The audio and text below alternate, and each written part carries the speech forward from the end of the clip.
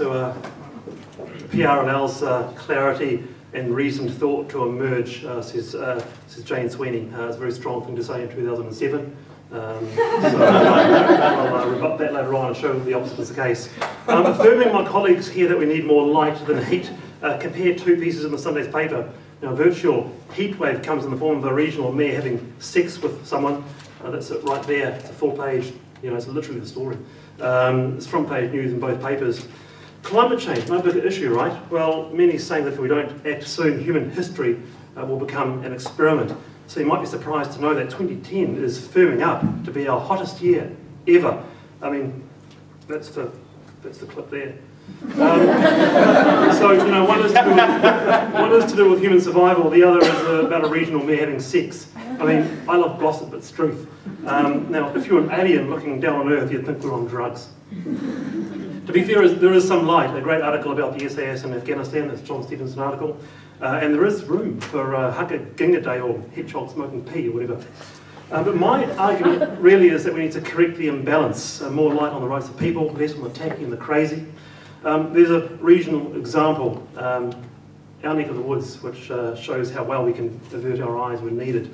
A topic in virtual darkness, still is. You'll know the name East Timor by New Zealand's peacekeeping efforts. Some will know that in 1975, Indonesia invaded this oil-rich nation just north of Australia. Less will know about the ferocity of the invasion from the outset.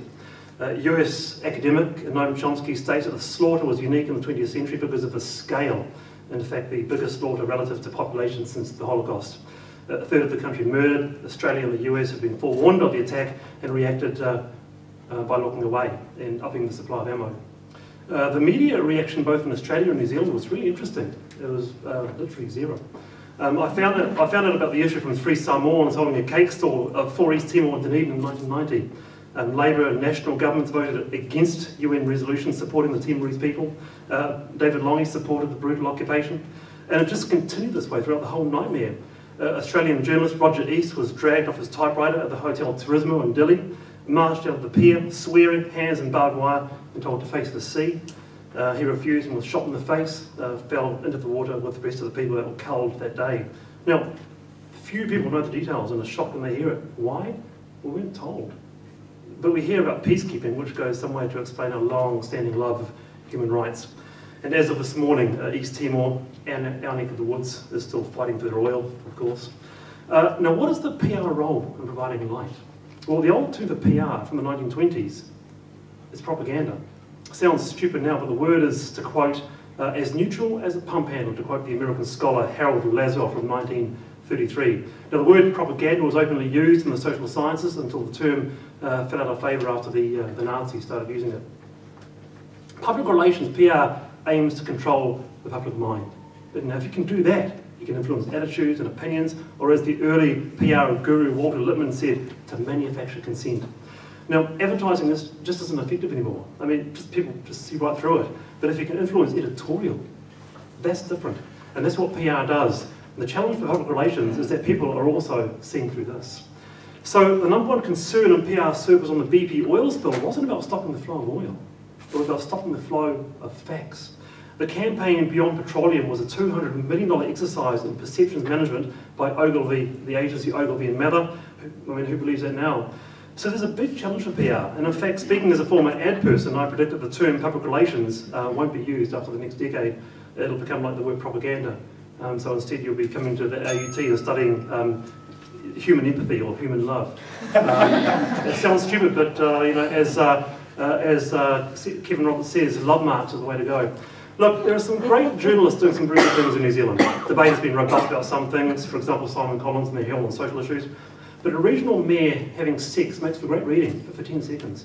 I was asked by the organisers why I love human rights. Well, the thing is I don't love it. I mean, human rights is as natural as having a beer on the deck. We're not units, we're not brands, but as human beings who need to look out for each other.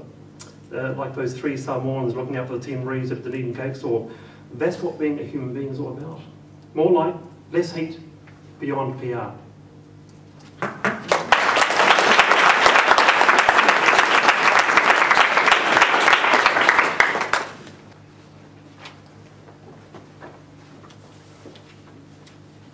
It's fascinating, isn't it? Can I just begin by saying thank you very much to Amnesty International for hosting this. It is an incredibly worthwhile NGO. It's probably one of the more respected NGOs in New Zealand. There are others, but I won't mention who I would probably discount or discourage, but nonetheless they are there, and it all plays a part in democracy. If I can say a few words about the guy sitting to my right. Martin, you need to realise that you're actually part of the media, whether you like it or not. Bloggers are part of the media.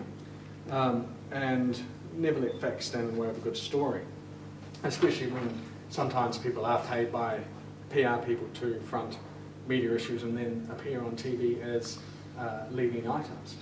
In terms of Josh, the reference of Nicky Hager as one of New Zealand's leading journalists, I would potentially challenge that, particularly with his book around the hollow men, and his reference to the role of the SAS in Afghanistan. Well, I think it's telling that Willie Apiata is the most trusted person in New Zealand, and that says a lot about the role they actually play. Wallace, I agree with a lot of things you have to say. I think you do a great job with politicians, but when it comes to the bit about propaganda, we're here to tell a story, and I think we do it quite well. So, ladies and gentlemen, thank you very much again. If I can say a few things, I'm going to keep this relatively short. The arguments raised by the other team actually harm society and undermine democracy. And that, my dear friends, is deeply worrying not only to me, but to my team as well. PR professionals may well sex things up in order to attract a bit of attention, but we do ensure that the truth is told. And without people like us, the world would be a much worse place. Our team, whose only role really is to ensure the media honestly report on issues, struggles to sleep at night, knowing that a light once over by the media on an issue fails this nation and its development. By giving heat to an issue, debate is generated, interest is sparked, and opinions ignited. While that light may be the smoke, the source of the heat is the real issue. Journalists have a responsibility to shine light on issues that need the sanctity of daylight. As Theodore Roosevelt once said, the men with the muck rakes are often indispensable to the well-being of society, but only if they know when to stop the muck raking. As Jane said, our role is to inspire, to engage, to encourage debate, and it brings clarity on human rights issues and other issues as well. Robert mentioned... Now, we made an executive decision shortly before the debate started to change the format a little, and there will be a 2-minute rebuttal from the first speaker of each team to give them a couple more minutes to make their notes. I'll make some observations as chair. Bomber, very lively speech. Demerits for mentioning Michael Laws. Good points on crime rates. You should be a rapper. Tough on Brian, tough on the causes of Brian. You also mean Sam Morgan, which I thought was unnecessary, really. Jane Sweeney mentioned the Exponential Times, which I believe is a newspaper in Howick. And also Trelise Cooper. That was a breach of the rules. You're not allowed to mention Trelise Cooper outside a 2-kilometre radius of the viaduct. Not a lot of people know that. Josh Gale. I'm sure you've got a good career ahead of you, but you need to learn to pronounce Nicky Hager's name. But nice points about journalism and Afghanistan, and we are going to hear more of these stories in the future. Robert Stephen forgot what team he was on, forgot what year it was, and forgot Derek Ching's name. But apart from that, Wallace also mentioned Michael Laws. No, I didn't. I mentioned a regional mayor having sex. No, you said Michael Laws' name. Oh, right. Don't argue with another chair. I see a certain irony in that. I almost called the whole thing off at that point. But yeah, more cake stalls. Less Kevin Roberts, I think. And Carrick, who began with his own review. I thought that was fascinating. He said, "It's fascinating, isn't it?" Well, the judges will be the judge of that. And he also said, "We're here to tell a story." Indeed. Then he said, I'm going to keep this relatively short, which he did. Is that enough time to fill in for you guys to write the notes? Right. Here is the rebuttal and response from Martin Bomber-Bradbury, lead speaker of the affirmative team. Kia ora.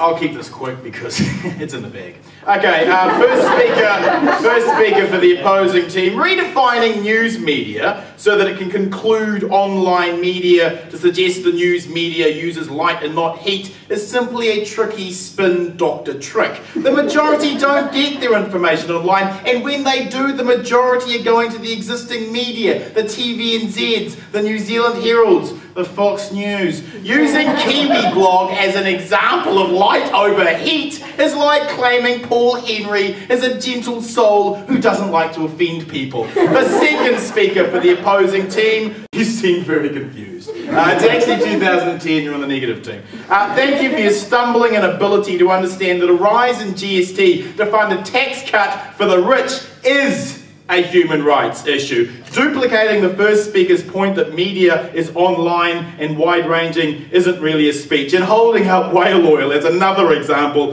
of light over heat is a joke looking for a punchline. Whale oil claimed this year that Chris Carter's mother was using a taxpayer-funded cell phone. Problem was, Chris Carter's mother's been dead for 12 years.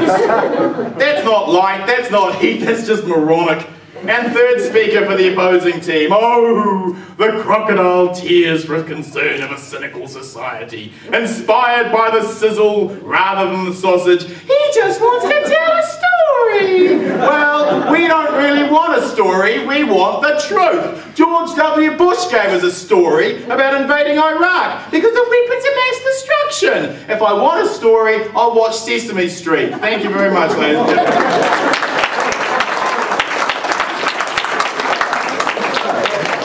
He's also willing to fight you afterwards.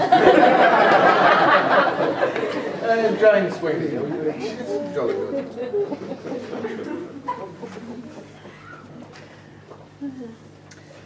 Ladies and gentlemen, where does one start with such old-fashioned views of the world? We do, though, agree with Josh Gale that the media should shine a light on human rights violations. We agree with Bomber that heat is built into the mainstream media and that if it bleeds, it leads. As I said to you, we have to sex up stories to get it past people. We know this. We agree with Wallace that the balance of reporting in the mainstream media is out of kilter. But we do not aim to manufacture consent. We do not approve of the way BP managed its comms. We are not advertisers, we are in public relations. We believe in the 3 Fs, fuck up, fess up, front up. We are about the truth well told. Wallace, I did not define that definition. Was not my definition of the news media. Way back in 2007, I'll give you a definition right here. The US Congress passed a bill reforming the Freedom of Information Act. They had to substantially redefine the term news media. They said the term a representative of the news media means any person or entity that gathers information of potential interest to a segment of the public, uses its editorial skills to turn the raw materials into a distinct work, and distributes that work to an audience. The term news means that it is about current events or what would be of interest to the public. News media entities qualify as disseminators of news who make their products available for purchase or by subscription or free distribution to the general public. And they went on to include in their definition electronic dissemination of news such as weblogs. And alternative media will be considered as news entities is what they said. Journos refer to blogs. It's a circuitous argument. Everyone's using same sources. So it goes round and round. Defining news media as mainstream and digital separate is passé. It's like defining the wine industry as anything coming out of Europe and not having any interest in New World wines of which we're a part. Failing to acknowledge fashion now is not just couture. It includes subversives like Non D and Adrian Howard. And for heaven forbid that art is the old masters and there is no Jackson Pollock. Ours is a simple contention. Both professional journalists and articulate commentators in mainstream and digital media have a vital role. We have a rich media these days. We should celebrate it, and it has every chance that human rights reporting will be more fair in the future. Thank you.